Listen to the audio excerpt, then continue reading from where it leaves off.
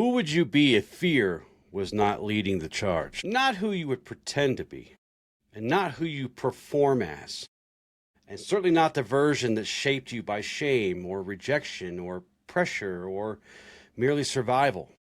But who would you be beneath all of that? Because most of us are not living from this real part of us, our real personality. Most of us are living from protection, from survival, living from behind a mask. Most of us are living from this self, this version of self that we created to avoid criticism or rejection or failure. Most of all, to avoid pain. And then we'll call it, it's just who I am. But often it's only who we become when we are trying to stay safe. Real personality is often locked beneath these inhibitions, these fears, these self-consciousness, and a lot of excessive negative feedback from the world around us. Through Ashla, we would say it this way: the greater self is not invented, it is remembered. My name is Justin Gates. Joining today is Michael Perry. Hey, fam. And you're listening to the new Ashla Podcast.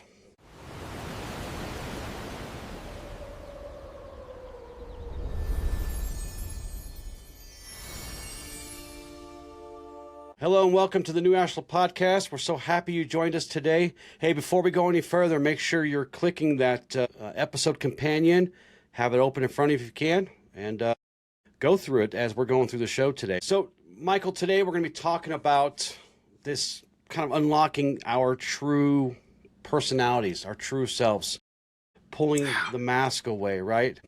And we're going to look at why that authentic self is often hidden rather than, because it's not missing, it's here, it's there somewhere. And how fear and inhibition and shame and this need to survive and protect ourselves can block these authentic expressions. You know, ironically, you picking this topic, I've had a lot of big revelations in my own personal philosophy as I've reflected on authenticity. And I've come up with one line that I just feel is so powerful. And it is, the cost of authenticity is identity.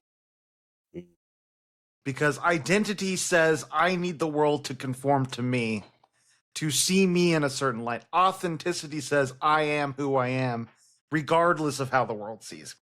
Truly am who I am, right?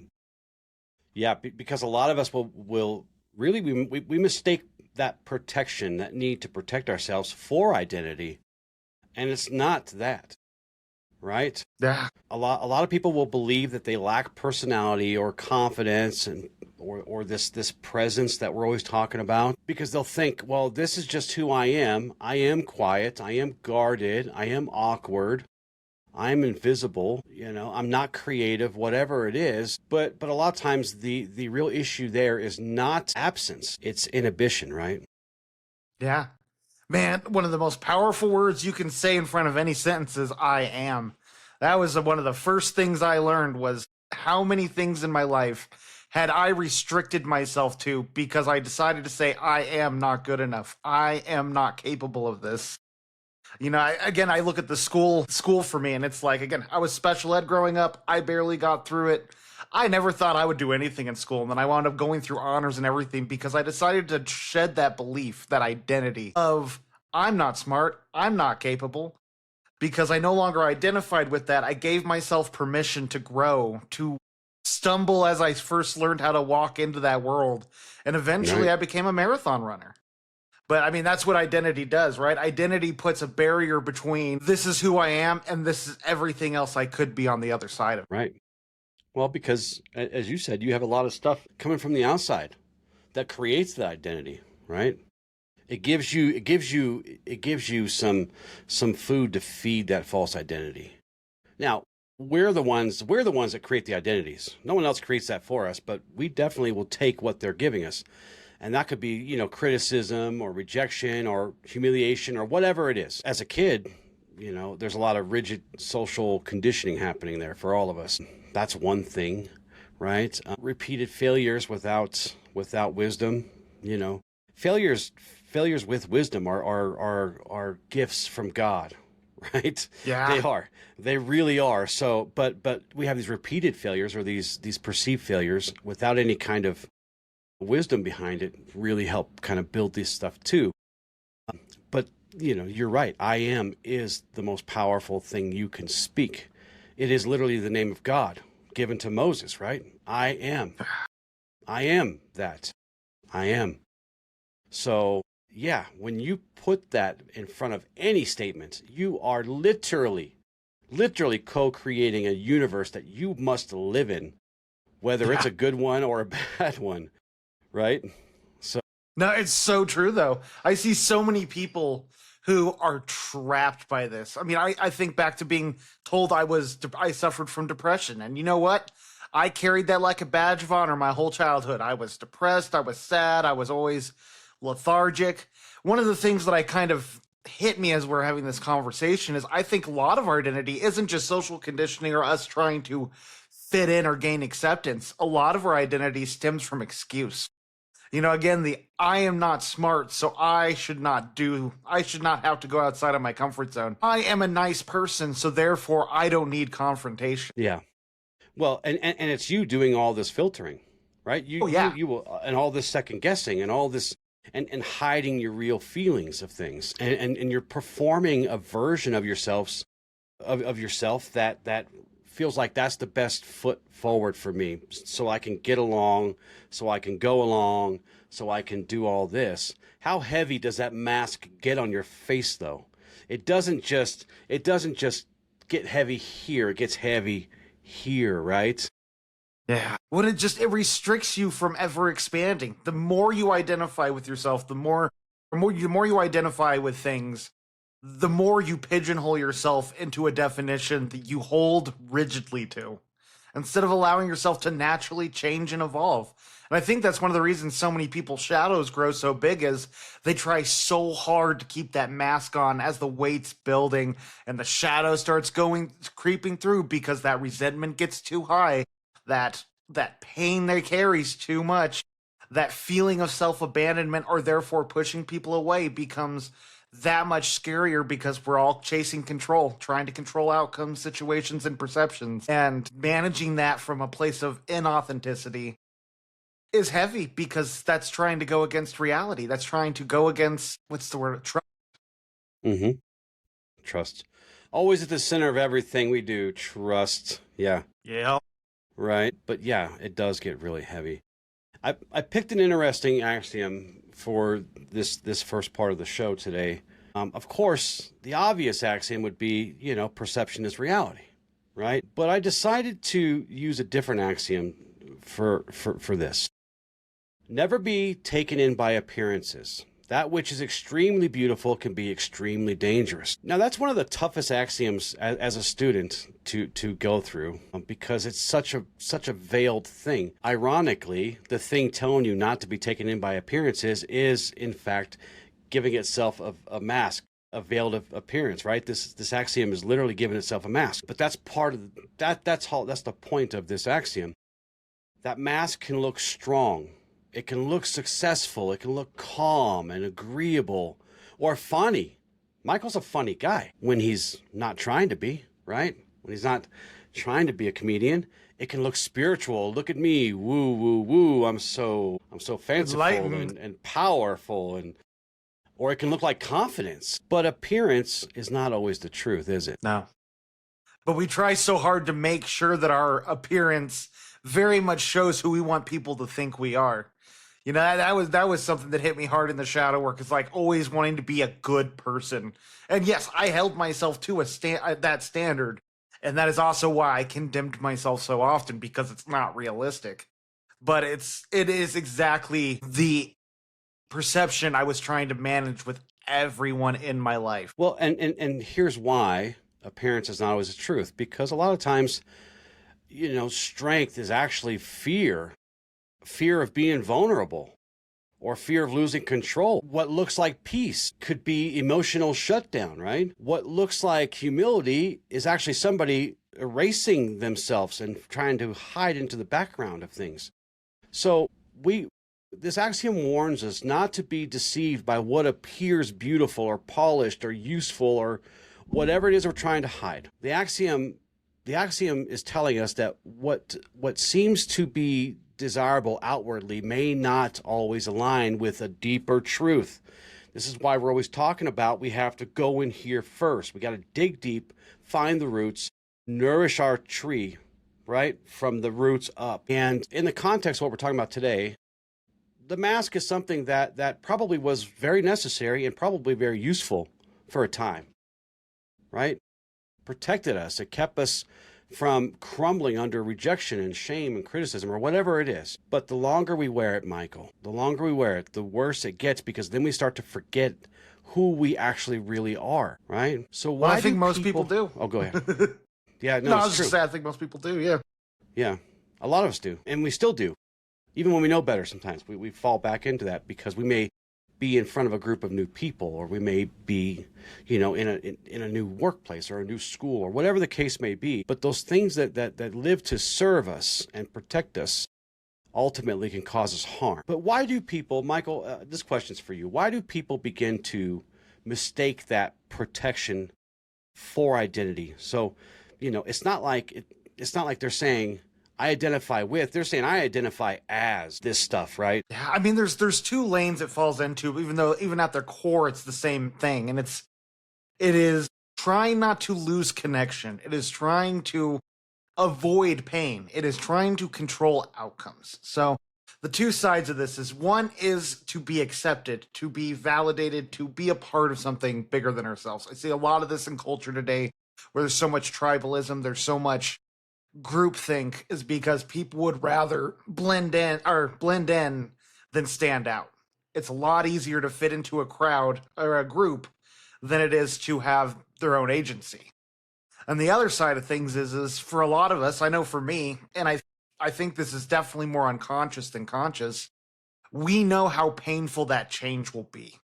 Not being what we identify as, whether that's people pleasing, whether that's being angry, whether it's whatever it is that we have developed as a safety mechanism. Changing it sucks. It is difficult. It is soul wrenching. And I think we all know that intuitively. I know back when I was really in the heart of people pleasing, anytime I wanted to advocate for myself, my nervous system was like, no, buddy, that's going to lead to chaos. And I believed everything my mind was telling me and convincing me on not going down that path because it was going to hurt. It was going to hurt my connection. It was going to hurt my pride. And it was going to make me feel defeated because I didn't know how to do that, how to deal with conflict when it came from my own needs. And so I do think that's the other driver is we know safety within these coping skills because it's kept us alive this whole time. Like, they are survival mechanisms. It's the minute, though, that we have to do something different than what's kept us safe that we don't feel safe anymore. Yeah. Well, and this is how it starts to show up is really the fear of being seen is at the core of this. It shows up as this inhibitions because we're afraid to express ourselves outside of the safety of ourselves, our echo chambers, or behind our costumes. Right? Rejection's easier to face when you're not vulnerable. All right. It is. Vulnerability is truth. You let someone see you fully, it's a lot more scary because that rejection then becomes that much more personal compared to, you just didn't like how I was showing up. Right. But it affects your creativity. It affects your intimacy. It affects so many parts of your being, right? Listen, you said something about shadow earlier. Spirit may be light, but shadow's heavy. And the more you feed these things, the more they wrap themselves around you, right? Think of like having like the stop sign. We talk a lot about the pause on this show. Well, the villain to the pause is the stop sign, right? Don't say that. Don't try that. Don't let yourself be seen, Michael. Don't you dare risk being judged, right? I almost wonder, thinking about it, what if it is kind of like a street light in general, depending on what side you fall into, whether you're passive or aggressive, and it's the green light and the red light that are the mechanisms, and it's the yellow light we need to learn to embrace. Right. The yield. Yeah. I hate how well that analogy works, but yeah. It does work really good. Now look, and it's perfect. You said that. I didn't even think about this, but here's why that is perfect analogy for what we're talking about here. Because some restraint is wise. All things in moderation, right? But some restraint is wise. Because there is a difference between governing yourself and silencing yourself. There's a whole big range here from this extreme to the other. We try to find ourselves in the middle, because wisdom asks us to be thoughtful. Responsibility will ask us to consider consequences, right? Slow down, consider what's happening here. Discernment will ask us to speak and act with care, be impeccable. But on one extreme, excess inhibition becomes a prison, right? And on the other side, it becomes you're just doing whatever. And there's no discipline there. There's no responsibility or accountability on the other side of the extreme, right? Yeah. It's reactivity. It's you got that green light, you're flooring it through there. So the axiom I picked for this part of today's show, today's topic, is axiom of light. Before you can break free of negative or improper influences, you must first recognize them. Now, that's an axiom that's pretty much a pillar of all the teaching and all the training and all the disciplines and practices we do for Ashla, right? Yeah. Before we can start to do better, we got to know better. And not just know better, but then start to act better, right? But this is important because no matter how far along we get in our healing or our growth or whatever, there still may be these old influences that sit deep, deep, deep beneath the surface. It could be a memory. It could be a smell that triggers it, a taste, a word, right? Doesn't matter. Something that could take you back to that really humiliating moment, right? You were talking about school earlier, a teacher that judges you in front of everyone, a parent's tone of voice, right? So until we can recognize that influence, we really, in some part, maybe not completely, but in some part, we remain ruled by it, don't we? Definitely. You see it out there today. I mean, this comes back to the whole mask thing. We wear masks because it keeps us safe. And the reason this work can be so damaging, again, I see so many people who are just burnt out, worse off than they were when they started healing. And it's because they thought awareness was all they needed, because then they know better and they're not acting different. And so it kind of like leaves this exposure if you're not doing the work to now correct the behavior. Because, again, this stuff is so uncomfortable. Learning to say no when you've always said yes feels like you are getting ready to step into a war zone. And like that's at no fault of your own. It's just how you've shown up your whole life. But yeah. Well, and what this axiom is telling us is that we need to have honest introspection whenever we can. That is the pause after. We always have the pause before we react so that we can respond, but then we always have that other pause. That's the time for reflection. We don't reflect in the middle of a problem, but we certainly should reflect after everything, wins and losses. That's how we apply wisdom to failure, and we can actually grow from that and become more powerful from that. Well, you can't. I love the saying, you can't meet someone deeper than they've met themselves, because I've come to realize just how true this is. I listen to a lot of different podcasts, especially people who are business owners and people who have tried mentorships. And one of the common themes you hear from all of them is it's like, do you know how difficult it is to have someone come in, they say they want change and they don't do anything? Because that is 95% of the people you get. And it's because, and I realize this is sort of like a theme of my coaching is I've always thought like, I'm done helping people who don't want to help themselves, but it's a lot deeper than that. I'm done helping people who want change but aren't ready to become a new person in the process. Because that's what change requires, is for us to, that's what authenticity is, right? When we remove these masks, we move into a different personality, a different way we show up in the world, a much more real one. But getting there is very uncomfortable. Yeah, because it may not be somebody that others like, right? That's the hard part. People your current self might not even like. Right. You probably won't. But this is where it's really important that I reiterate that we're not telling you to become reckless, to hit either one of those extremes. What we're saying is, and we're certainly not just saying say whatever you want and do whatever you want, because that's not discipline, right? That's not how we grow. It's not how we learn. Certainly not to just express everything without some wisdom back there, because that's not the path. The path here is not recklessness. It is alignment, as in all things. But there's a difference between governing yourself and silencing yourself. You must find that middle. You must understand there is a big difference between wisdom, which is based in truth, and fear, right? There's a difference between patience and paralysis, in being humble and not hiding away. So when someone becomes overly self-conscious or overly self-critical, what happens? What happens to their system? I mean, just the whole system, their body, their heart, their mind. What happens? Well, it all gets thrown out of whack. I mean, and I think so many people suffer from this. I've had plenty of times in my life where I do. It could be one of those season things, right? That comes given what's going on in the circumstances in your life. But when we start letting that critic become a narrator and a dictator, and we start believing everything it tells us, we start identifying with it. We start embodying it. I think this sort of ties into your axiom so well, because this axiom tells us that if we want change in our life, we must understand the mechanisms that influence the behavior in the first place.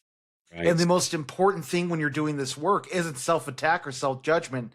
It is awareness and curiosity. All right. Curiosity has become one of my biggest words this year, because this work requires a huge level of us getting interested in these mechanisms and wanting to pick them apart. And again, not from a place of self-attack or self-deprecation, but in a place of, aha, this is why I do what I do. This is what drives me. This is what happens in my system. Because like we were asking with this question, when we get all activated, because when we are in this season of self-attack, we're always hyper-vigilant. We're always taking any type of constructive criticism as judgment. We start embodying every negative thing in our life, thinking this is because of me.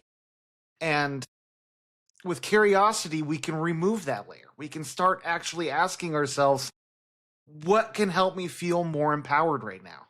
What changes do I need to make to start living more in alignment with my own authenticity instead of falling victim to life? Yeah, 100%, man. We have to understand, you said it so perfectly, we have to understand the patterns that causes the behavior that we want to change. How can we possibly change, right, if we don't understand? But knowing is only half the battle, as they used to say in the old G.I. Joe cartoons, right? Yeah. Knowing is half the battle. The other half is now doing. So how do we do that, right? Let's talk about how we start to peel away these masks that and you're going to find, here's a little tip, you're going to probably find more than one. You might even find a dozen or so, depending on who you're around, where you're at, right? And here's where it gets tricky, because some of those masks you may not even actually use anymore, but they're still layered in there, right? You're just applying more paint. You ever lived in an old place, an old house or old place where the paint starts peeling and there's 30 layers of paint behind that? You know, it can be like that for a lot of us. It was for me, you know. I didn't have quite 30. I might have had 23 or something, Michael, but you know, unlocking the personality, unlocking that real version of us. It's not about becoming louder or more impressive or getting more shiny, right? Or any of that. It's about becoming more real, more honest, more present, more aligned. And let me tell you, if you're thinking you're going to do this work and you're going to be stepping into confidence, buddy, when you are pushing through being activated, you are going to feel like a 7-year-old surrounded by adults. It is, again, it's excruciating because you're learning how to show up differently. And unfortunately, when you're building these new skills, especially something as deep as advocating for yourself, you are going to mess up. You are going to mumble. You're going to stumble. It is not going to be a pretty process, but it will get better every time you do it. Mm-hmm. You know, as we're jumping into this, I realize one of the best ways to look at this and something to embody as you start doing this work is, what is courage, right? It's not a matter of I am confident and courageous enough to do this. Courage is being able to act despite feeling fear, because you will. When you're activated, you will desperately want to do what you always do, because it works for you. It's what's gotten you through it. You want to put your head down, or you want to rage at people, whatever your style is. That's what's going to want to come online. And that's why, again, the pause, which we teach every episode, is so important. That pause creates the space where we can bring our nervous system back into the body and then choose, how do I want to respond this time that was different than how I always do? And again, It's going to be messy the first couple times you do it. It'll probably be messy for the first 100 times you do it, but every time you'll get a little better. Yeah. And you really do feel like a 7-year-old in a room full of adults. But don't forget, they're all a bunch of 7-year-olds too, right? Don't forget, you're not alone in this. This is a very human thing. All of us that was born on this planet, maybe even outside this planet. I've never met an alien. I don't know if they deal with traumas and stuff, Michael, but I'm sure they probably do. Right? But yeah. And you really will, because you do fall back to your lowest level of healing in this case, right? And if you haven't healed beyond the stuff that happened to you when you were 7, that's where you got to start, because you have to start noticing where you shrank, where you hid, where you did these things, where you're performing, where you're hiding, right? Where you're constantly over monitoring and scanning for every possible threat known to mankind. Yeah. You need to notice where you silence yourself and you silence the actual truth. You betray truth to have approval. You know, this is where we start to see these layers for these masks that no longer serve us. And then we have to start making small choices, right? Yeah. Yeah. I remember one of the best examples I have. One thing, if this is resonating with you, really learn about trauma responses, because that's where you're going to find a lot of these mechanisms and how they play out in your system. But I remember the year Penny passed away, how I made a lot of mistakes at work. Like, I'm thankful I had the leadership I did to help support me through that.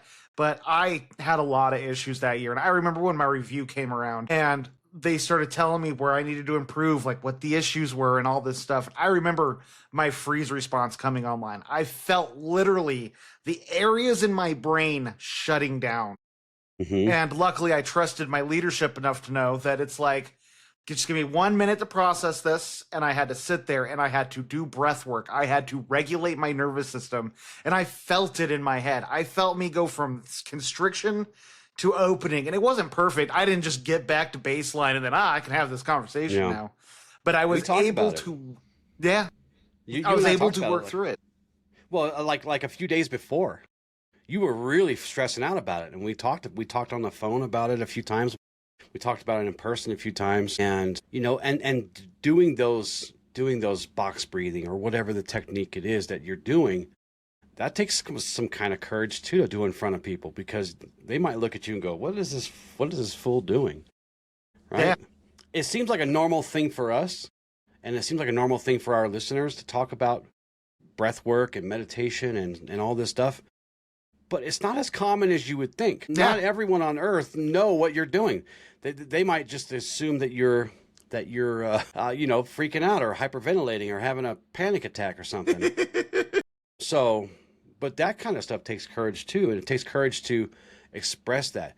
It's a very powerful thing. I remember, because we had talked, like I said, a few times before that happened, when all that was going on around you. And then after your review, I asked you how it went, right? And, I was so proud of the way you handled it, because you could have flipped that table, man. I mean, Yeah. or just fell into a ball and just whatever, right? And you Dissociated. You didn't. You chose courage. You chose courage and truth.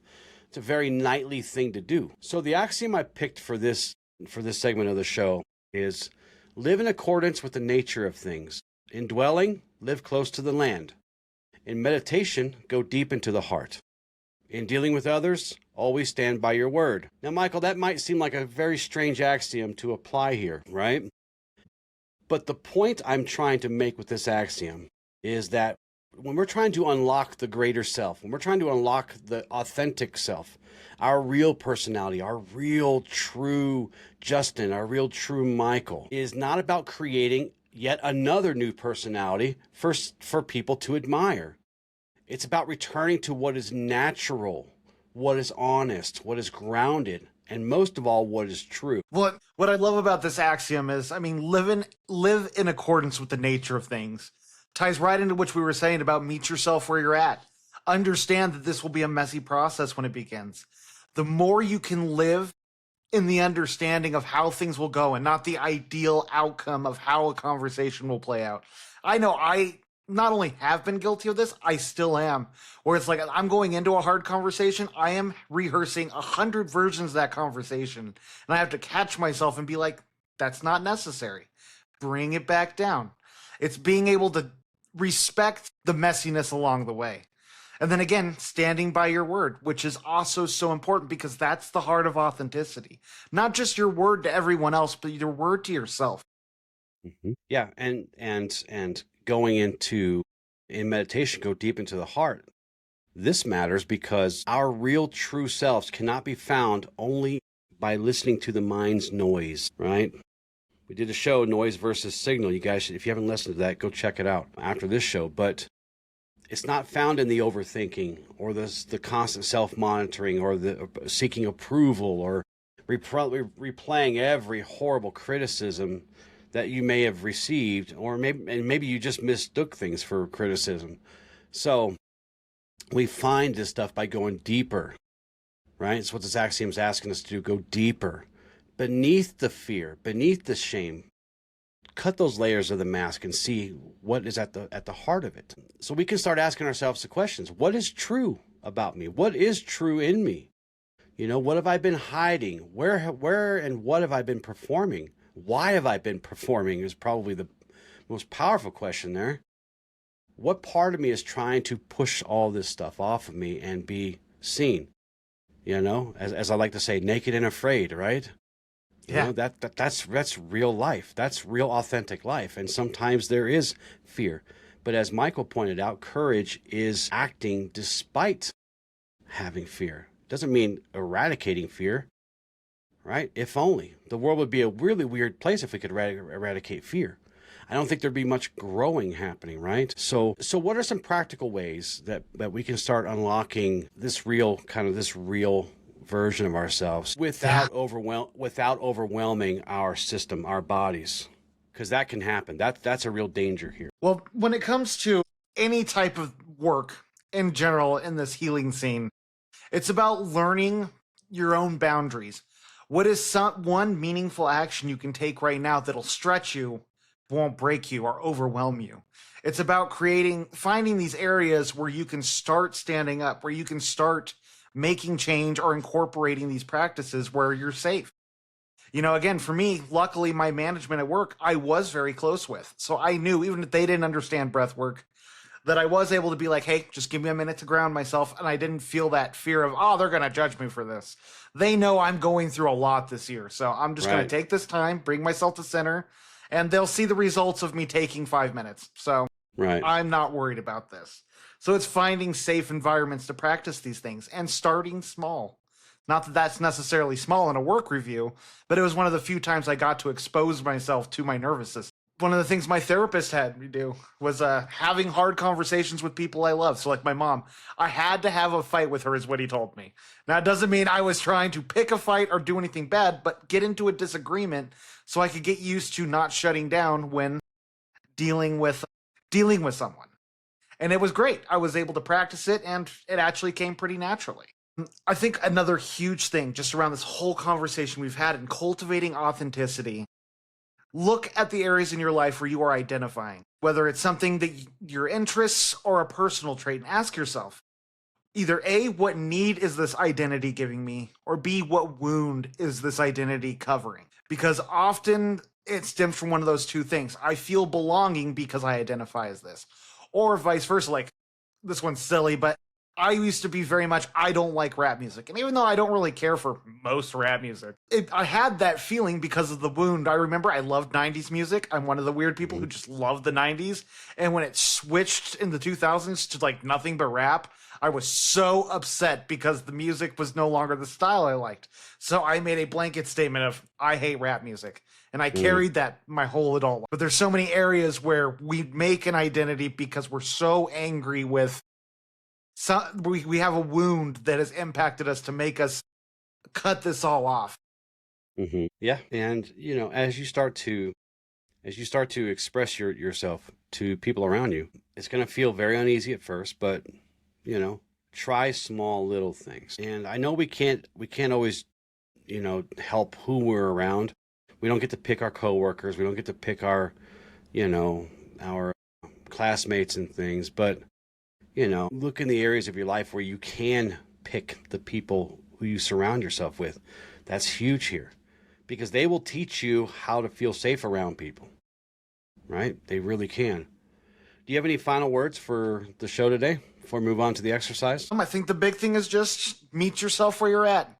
The more you can bridge your ideal self with what the next step best version of you is, the more you can really start gaining confidence in this.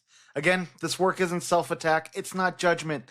It's not comparison, because I think that's another big one people have. We have this whole monologue in our minds of, this is who I am and this is who I should be. Mm-hmm. And we need to dial it back, because there can be a lot of giant gaps when we get lost in that mentality, and it makes the change almost impossible, because you're not going to just flip a switch and go from this to that. So just give yourself grace. Allow yourself to stumble along the way. As long as you're trying and you're showing up for yourself and taking meaningful, actionable steps. Again, one of my rule of thumb, compare yourself to who you were yesterday. You don't need to compare yourself to anything else, not even who you were 5 years ago. Who knows what circumstances dictated your life then? Right. Yeah, you probably forgot. Right. And that's why, this path is a remembered path, which comes with remembering bad things too. But we always have to remember we balance these things out with discernment.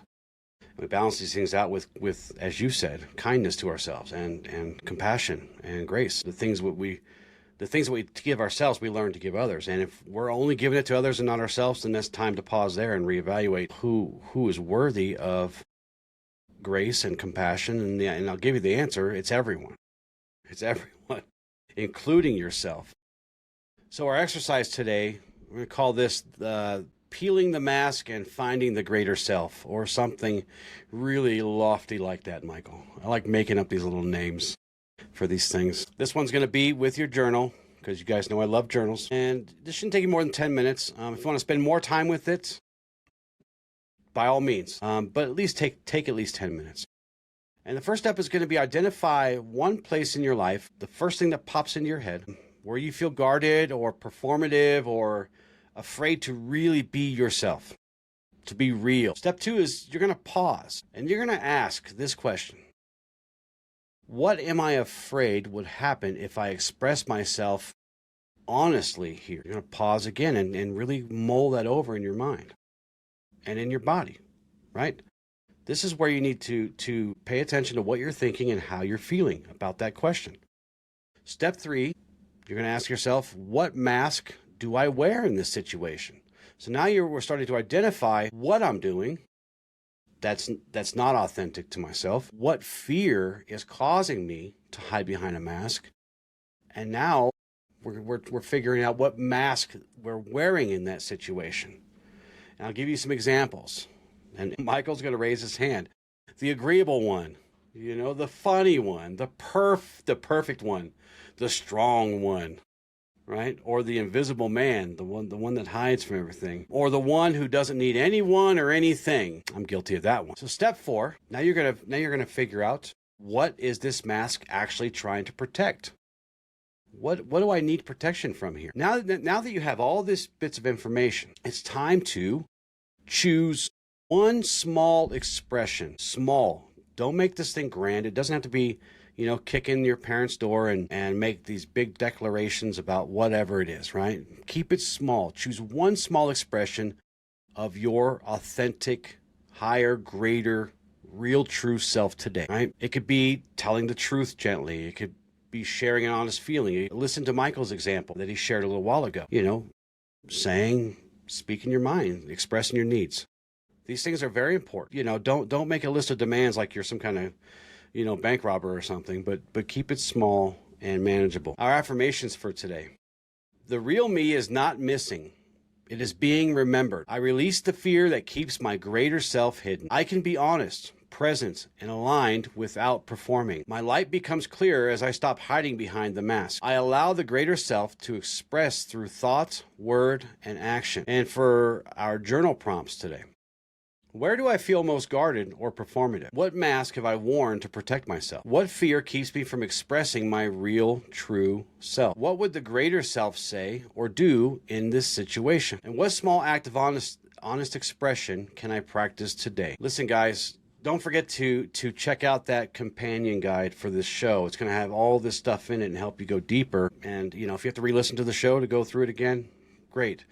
But the point of this show today was the real you is not something that you need to invent. That's the problem. We've already invented too many things that we wear on our face, and we wear these costumes. It's something that we remember.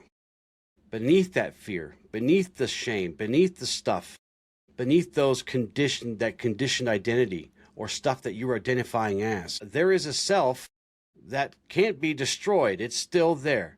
It's just hidden, covered, and it was protected. Doesn't need to be protected anymore, though. Doesn't need to be silenced anymore. It is still there trying to break free. This is why you're starting to have all these complications now. This is why shadow work is really becoming a big part of your life. Not that you want it because it sucks, not that you asked for it, but because it's time. When you say, Michael, this is about time. Yeah. This is timing. So as you move forward from this episode, I want you to pay attention to where you hide yourself, where you're performing, where you're shrinking from things, where you're silencing yourself. And instead of condemning those parts of you, ask, why are you here? What are you trying to protect me from? And then let your greater self answer. Let your true self pour through those moments. Not with force, not with ego, no more performance. With truth, with courage, with presence. And choose one small act of honest expression, as we said in the exercise. Say the true thing. Ask for the things that you actually need. Create things without apologizing, right? Yeah. Set your boundaries. Set your boundaries. The mask may have protected you, but it was never meant to become your face. If this episode resonated with you, please take a moment to like. If you're not a subscriber, subscribe. Follow our podcast. Follow our YouTubes, our Facebooks, our TikToks. I almost said OnlyFans, Michael, but that doesn't sound right. We don't have one. Did we take that site down? Yeah, we don't have one of those. It was horrible. And share it with someone who may be hiding behind a mask, or hiding behind a version of themselves that they created to survive at some point in their life, and share this with them so they can remember. Make sure you check out the greatest website ever made, newashla.com. newashla.com. We do these shows so we can help people return to awareness, and your support helps us carry this work further. It's free to like and subscribe. It's free to share. It's free to do all that stuff. It just takes a few seconds, and it really does help us go much further. So we love you guys so very much. Thank you so much for joining us. With love and gratitude. Ad lucem. Ad lucem.